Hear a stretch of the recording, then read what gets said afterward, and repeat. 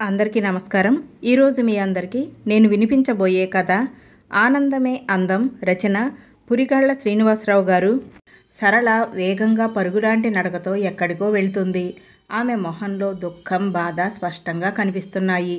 కొంతకాలంగా ఆమెను జాగ్రత్తగా గమనిస్తున్న శివాజీకి ఆశ్చర్యం వేసింది. ఏమైంది? ఎప్పుడూ చలాకీగా ఆనందంగా ఉండే పిల్లకి ఇవాళ ఏమైంది? ఎక్కడికి వెళుతుంది అనుకున్నాడు. ఆమె తనను చూడకుండా దూరంగా వెంబడించాడు. అయినా పరిసరాలను పట్టించుకునేలా లేదామె. సరాసరి కోదండరాముడి ఆలయానికి వెళ్ళింది. సమయం ఉదయం 10:30 అవుతుంది. గుడి పల్చగా ఉంది. 2-3 ఉన్నారంతే. ఆమె ఇవేమీ చూడకుండా సరాసరి రాములవారి విగ్రహం ముందు నిలబడింది. తన దైవం శ్రీరాముడిని చూసిన వెంటనే ఏడుపొచ్చింది. ఆమె స్వామికి ఏదో చెప్పుకుంటున్నట్లు స్పష్టంగా తెలుస్తూనే ఉంది. స్వామికి తన బాధ చెప్పుకున్నాక కళ్ళు మూసుకొని తనకొచ్చిన స్తోత్రాలు చదువుకుంటోంది. ఆమెనే తదేకంగా గమనిస్తున్నాడు శివాజీ. సరళ అంత అందగత్తేమీ కాదు. 5 అడుగులు మించని పొడవు, సమంగా ఉన్న శరీరం, చామన ఛాయ రంగుతో చాలా మామూలుగా చీర కట్టుకొని జడ వదులుగా వేసుకుని నిలబడ్డ సరళను చూసిన శివాజీ పెద్ద అందగత్తె కాకపోయినా సంప్రదాయంగా కళగానే ఉంది అనుకున్నాడు. 1-2 సార్లు మాత్రం స్వామిని చూసి ఆమెనే గమనిస్తూ కాస్త దూరంగా నిలబడ్డాడు. కాసేపటికి తీర్థం, శటగోపం తీసుకుని మండపంలో కూర్చుంది సరళ. ఒంట్లో సత్తువ లేనట్లుగా స్తంభానికి ఆనుకుని కూర్చుని ఉంది. అప్పుడు పలకరించాడు శివాజీ. ఏం సరళ, మీ దేవుడితో ఏదో మాట్లాడుతున్నావు అంటూ వాతావరణంలోని గంభీరతను తగ్గించడానికి ప్రయత్నించాడు. ఒక్క క్షణం ఉలిక్కిపడి అంతలోనే సర్దుకొని రాబావా, ఎంతసేపు అయింది వచ్చి అని జరిగి చోటిచ్చింది. ఆమె పక్కనే కూర్చుంటూ మళ్ళీ తన ప్రశ్నను అడిగాడు. ఒక్క క్షణంలోనే తమాయించుకొని, నాకు నా దేవుడికి 1,00,000 ఉంటాయి, అది మా ఇద్దరి మధ్యనే ఉంటుంది అని మామూలుగా కాస్త హాస్యంగా అంది. నాకు తెలుసులే కానీ ఆ దేవుడు నీ సమస్యను తీర్చమని నాకు చెప్పాడు అన్నాడు శివాజీ. ఏం చెప్పాడేం అంది. ఈ వయసులో ఆడపిల్లలు ఏం కోరుకుంటారు? ఒక అందమైన రాజకుమారుడు వచ్చి తనను అందమైన గుర్రం మీద ఎక్కించుకుని తీసుకుని వెళ్ళాలి అనే కదా. ఆ ప్రయత్నం మీదే ఉన్నానని మీ స్వామికి చెప్పానులే అన్నాడు. పకపక నవ్వింది సరళ. నేను నా రాముడిని కోరినది రాజకుమారుడిని పంపమని కాదు, అందుకని తమరేమీ వెతకనవసరం లేదు అంది. మరి? ప్రశ్నార్థకంగా చూశాడు శివాజీ. నిన్న మా పెదనాన్న మా ఇంటికి వచ్చాడు బావా. రావటం మా నాన్నకు బాధ్యత లేదని, ఎదిగిన ఆడపిల్ల కళ్ళ ముందే తిరుగుతుంటే పట్టించుకోవటం లేదని, ఆ పిల్లకు అన్యాయం చేస్తున్నాడని అంటూ సరళని అలాగే మోడులాగే ఉంచేస్తావా అని నిలదీశాడు. పాపం నాన్న అమాయకుడు. వాళ్ళ అన్నయ్య అంటే గౌరవం, భయం కూడా. చూస్తున్నాను అన్నయ్య అని తప్పించుకునే ప్రయత్నం చేశాడు. ఆయన వదిలితేగా. నువ్వేం చూడనవసరం లేదు, చక్కని సంబంధం చూశాను. అబ్బాయిది మన దగ్గరి గ్రామమే, బాగా ఐశ్వర్యవంతుడు, పొలం 10 ఎకరాలు పైమాటే, సంపాదనకేమీ లోటు లేదు. పాపం అతని భార్య పోయి సంవత్సరం అయ్యింది. 2 సంవత్సరాల పాప, మంచి సంప్రదాయము, ఓర్పు ఉన్న పిల్ల కోసం చూస్తున్నాడు. రూపం, కట్నకానుకలు ఏమీ పట్టించుకోడు. నాకు వెంటనే మన సరళ జ్ఞాపకం వచ్చింది. మాఘమాసం వచ్చిన వెంటనే మనం వెళ్ళి మాట్లాడదాం. నా మాటంటే అతనికి ఎంతో గురి, తప్పకుండా ఒప్పుకుంటాడు. ఇంకా 35 సంవత్సరాలు కూడా నిండలేదు. ఇంతకంటే మంచి సంబంధం మన సరళకు తేలేం. ఇదే ఖరారు చేద్దాం అన్నాడు. తనతో మాట్లాడతాను అన్నయ్య అన్నాడు నాన్న. నీ మొహం అదేం చెప్తుంది? నా పెళ్లి చేయి నానా అని అడుగుతుందా? మనమే నిర్ణయించాలి. నువ్వింకేం మాట్లాడకు, అన్నీ నేను చూసుకుంటాను. సరళంటే నాకెంతో అభిమానం, అందుకే చెప్తున్నాను. నాకు అర్జెంటు పని ఉంది, మళ్ళీ వారంలో వస్తాను అంటూ వెళ్ళిపోయాడు. నాన్న ఏమీ అనలేదు, అనడు కూడా. నీకు తెలుసు కదా బావా, ఆయనెంత అమాయకుడో. ఏమీ చెప్పలేడు. వాళ్ళ అన్నయ్య మాట కాదనే ధైర్యం ఆయనకు లేదు. మంచిదేగా సరళ, త్వరలో ఒక శ్రీమంతుడికి భార్య కాబోతున్నావన్నమాట అన్నాడు శివాజీ. నువ్వు అలా అంటావేమిటి బావా? నీకు తెలియదా నాన్న విషయం? పెదనాన్న మా పొలం కూడా చూసుకుంటున్నాడు కాబట్టి మాకు ఇబ్బంది లేకుండా ఇల్లు గడిచిపోతుంది. అమ్మ ఆయనను కంటికి రెప్పలా కాపాడింది. ఆమె ప్రేమలో, రక్షణలో ఆయన జీవితం బాగానే గడిచింది. కానీ పోయిన సంవత్సరం అమ్మ పోయినప్పటి నుండి ఆయన మరీ పిచ్చివాడిలా తయారయ్యాడు. అమ్మలా కాకపోయినా నాకు చేతనైనంత వరకు శ్రద్ధగా నాన్నను చూసుకుంటున్నాను. ఆయనకి వేళకి అన్నీ అందివ్వటం, భోజనం పెట్టటం, మందులు ఇవ్వటం అన్నీ నేనే చూసుకుంటున్నాను. డబ్బు దశకం కూడా నా బాధ్యతే. ఆయన నాకు తండ్రి కాదు బావా, నా కొడుకు. పెద్దవాళ్ళు ఇచ్చిన కాస్త పొలాన్ని, ఆవులని చూసుకుంటుంటే మా జీవితాలు గడిచిపోతాయి. నేను పెళ్లి చేసుకుని వెళ్ళిపోతే నాన్న ఏమవుతాడు?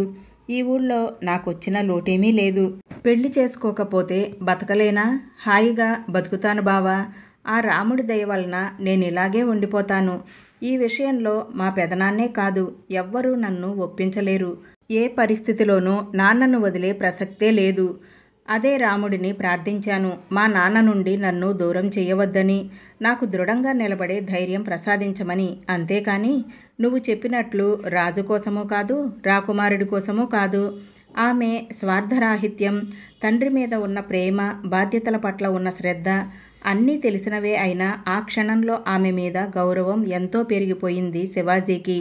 నిన్ను మనసారా అభినందిస్తున్నాను సరళ. ఆడపిల్లలందరూ నీలాగే ఉంటే ఈ సమాజం స్వర్గమవుతుంది. నువ్వు అనుకున్నది తప్పకుండా సాధిస్తావు. మనిద్దరం పవిత్రమైన దేవాలయంలో కూర్చున్నాము. ఇంతకంటే మంచి చోటు ఉండదు. నిన్ను మనస్ఫూర్తిగా అడుగుతున్నాను, నన్ను చేసుకుంటావా సరళ అన్నాడు. అదిరిపడింది సరళ. బావా, హాస్యానికి కూడా అటువంటి మాటలు అనవద్దు. నువ్వెక్కడా, నేనెక్కడా?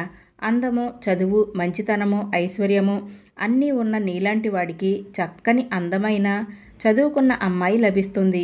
నాలాంటి అమ్మాయి కాదు, నువ్వే కాదు బావా. మీ కుటుంబంలో అందరూ చాలా బాగుంటారు. ముఖ్యంగా మీ వదిన ఎంత బాగుంటుంది. ఆమెకు తోడికోడలుగా తగ్గ అమ్మాయిని తీసుకునిరా. సానుభూతితో నన్ను చేసుకుంటానని అన్నా రేపైనా నువ్వు బాధపడతావు. నాకు అటువంటి అత్యాశ కలలో కూడా లేదు బావా. నేను వస్తాను అని లేవబోయింది. చనువుగా చెయ్యి పట్టుకొని ఆపాడు శివాజీ.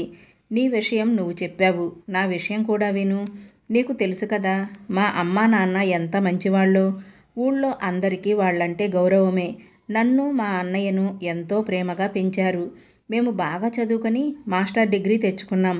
కానీ మా ఇద్దరి భావాలు పూర్తిగా విరుద్ధం. పెద్ద ఉద్యోగాలు చేయాలని, అమెరికా లాంటి దేశంలో ఉండాలని అన్నయ్య కోరిక. కష్టపడి ఆ కోరిక సాధించాడు. మన ఊరు అన్నా, మా పొలం అన్నా, వ్యవసాయం అన్నా నాకు చాలా ఇష్టం. జీవితాంతం ఇక్కడే ఉండిపోవాలని, మా పొలాన్నే కాకుండా ఈ గ్రామాన్ని కూడా బాగా అభివృద్ధి చేయాలని నా ఆశయం. అందుకనే ఎంఎస్సి అగ్రికల్చర్ చేశాను. అది అయిన వెంటనే నాన్నకు అసిస్టెంట్గా చేరిపోయాను. ఆయన అనుభవంతో, శ్రద్ధతో అందుకున్న వ్యవసాయ జ్ఞానాన్ని ఆకళింపు చేసుకున్నాను.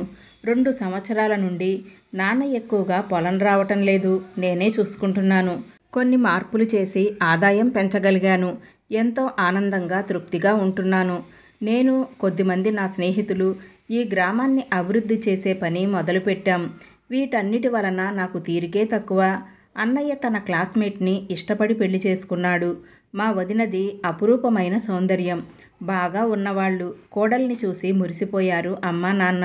పెళ్లి తర్వాత సత్యనారాయణ స్వామి వ్రతం కోసం ఈ ఊరు వచ్చింది మా వదిన. మరునాడే హనీమూన్ అని వెళ్ళిపోయారు. మళ్ళీ ఆమె మన ఊరు రానేలేదు. అన్నయ్య ఒక్కడే వచ్చి అమ్మా నాన్నల ఆశీస్సులు తీసుకొని వెళ్ళిపోయాడు. పెళ్ళి అయిన 2 సంవత్సరాల తర్వాత అన్నయ్య ఇండియా వచ్చాడు. కొడుకు కోడలి కోసం ఆత్రంగా ఎదురుచూస్తూ ఎన్నో పిండి వంటలు చేసింది అమ్మ. కానీ ఒక్కరోజే ఉంది మా వదిన. ఎవరితోనూ ఏమీ మాట్లాడలేదు. ముభావంగా ముళ్ళ మీద ఉన్నట్లు ఉంది. ఈ ఊళ్ళో నేను ఉండలేను, మా నాన్నగారి దగ్గరికి వెళ్ళిపోతాను అని మరుసటి రోజే వెళ్ళిపోయింది. అన్నయ్యకి ఎంతో కోపం వచ్చింది. కానీ అమ్మా నాన్న వారించారు. నిజమే కదా బాబు, ఆ అమ్మాయి పాపం ఎప్పుడూ పల్లెటూళ్ళలో ఉండలేదు. తనకు ఇక్కడ కష్టమే, మనమే అర్థం చేసుకోవాలి అని అన్నయ్యను కూడా పంపించేశారు. 2 రోజుల తర్వాత అన్నయ్య వచ్చి 1 వారం ఇక్కడే ఉన్నాడు. మా కోసం కారు కొన్నాడు, ఇంటి సౌకర్యాలు పెంచాడు. నన్ను పొలం తీసుకువెళ్ళి, శివాజీ, నువ్వు చాలా తెలివైన పని చేసావు. ఊళ్ళోనే ఉండిపోయావు, అమ్మా నాన్నతోనే ఉన్నావు. నేను అంత దూరం వెళ్ళి ఆత్మీయులందరికీ దూరమై బావుకున్నదేమిటో నాకే అర్థం కావటం లేదు. కానీ వెనక్కు రాలేని పరిస్థితి. అనుభవంతో చెప్తున్నాను. నువ్వన్నా అమ్మా నాన్నలకి ఒక మంచి కోడల్ని తీసుకురా. మన ఇంటికి చక్కని ఇల్లాలిని తీసుకొనిరా. ఈ ఊరిని, మన భావాలను, మన పెద్దలని గౌరవించే ఒక మంచి అమ్మాయిని తీసుకొనిరా. పై మెరుగులకి లొంగిపోకు. భగవంతుడి దయ వలన మనకు డబ్బుకేమీ లోటు లేదు. నేను ప్రతి నెల $1000 పంపిస్తాను. దేనికైనా వాడుకో. నీకు అవసరం లేకపోతే ఊరి బాగు కోసం ఖర్చు పెట్టు. ప్రత్యక్షంగా నేనేమీ చేయలేకపోయినా పరోక్షంగా ఎప్పుడూ నీతోనే ఉంటాను. ముఖ్యంగా మనల్ని ఇంత వాళ్లను చేసిన అమ్మా నాన్నలను సుఖపెట్టు అని కన్నీళ్లు పెట్టుకున్నాడు. నువ్వింతలా చెప్పాలా అన్నయ్య? తప్పకుండా నువ్వు చెప్పినవన్నీ చేస్తాను అని మాట ఇచ్చాను. నా మనసులో ఉన్న మాట కూడా అదే. వదిన ప్రవర్తన చూశాక, నా స్నేహితుల బాధలు విన్నాక నేనేం చెయ్యాలో స్పష్టంగా అర్థమైంది. అప్పటి నుండి నీకు తెలియకుండా నిన్నే చూస్తున్నాను సరళ. చూసే కొద్దీ నాకు ఎంతో ఆనందము, నీ మీద ఇష్టము కలిగాయి. నీ ప్రవర్తన, నీ మంచితనము, నీ దైవభక్తి, మీ నాన్న మీద నీకున్న ప్రేమ, ఆయన పట్ల నువ్వు చూపిస్తున్న శ్రద్ధ నన్ను ముగ్ధుడిని చేశాయి. చెప్పు సరళ, నా భావాలను, నా ఆశయాలను అర్థం చేసుకుని నా వెంట ఉండి నన్ను ప్రోత్సహిస్తూ మా అమ్మా నాన్నలను ప్రేమగా చూసుకుంటూ ఉండటానికి నీకన్నా మంచి అమ్మాయి నాకు దొరుకుతుందంటావా? వదినను చూసే కొద్దీ నాకు ఆమెలో అందం కాదు, వికృత రూపం కనిపించసాగింది. నువ్వు సినిమా హీరోయిన్లా ఉండకపోవచ్చు, కానీ నీ మొహంలో ఆకట్టుకునే సౌమ్యత నాకు ఎంతో అందంగా కనిపిస్తుంది.